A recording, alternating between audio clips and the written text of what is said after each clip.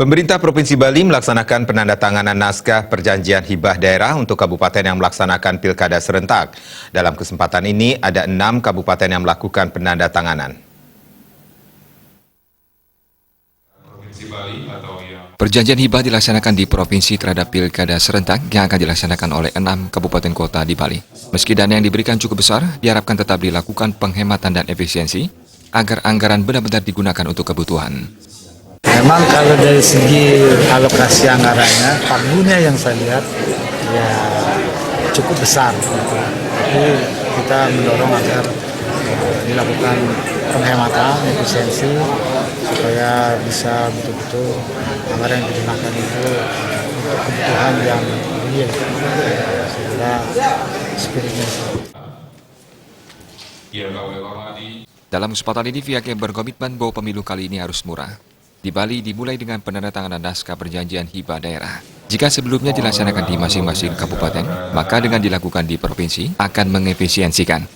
Untuk anggaran sudah disepakati dan jumlah besaran dana yang diberikan sama. Dari KPU juga telah ada aturan yang jelas sehingga tidak ada menggelembungkan atau mengurangi.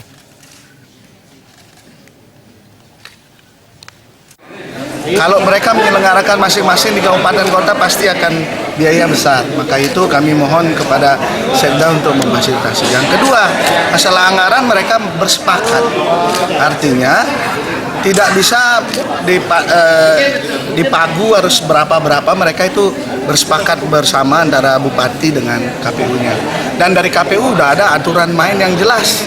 Tidak ada menggelembungkan, membesarkan, itu udah jelas ya. Dari Permendagri 54 kemudian muncul juga surat edaran KPU yang tentang bagaimana pengelolaan anggaran pilkada itu sendiri ya. Jadi tergantung ini, kenapa misalnya Tabanan lebih besar daripada Denpasar atau Karangasem, ya karena jumlah desanya lebih banyak, penyelenggaranya lebih banyak, jumlah kecamatannya lebih banyak.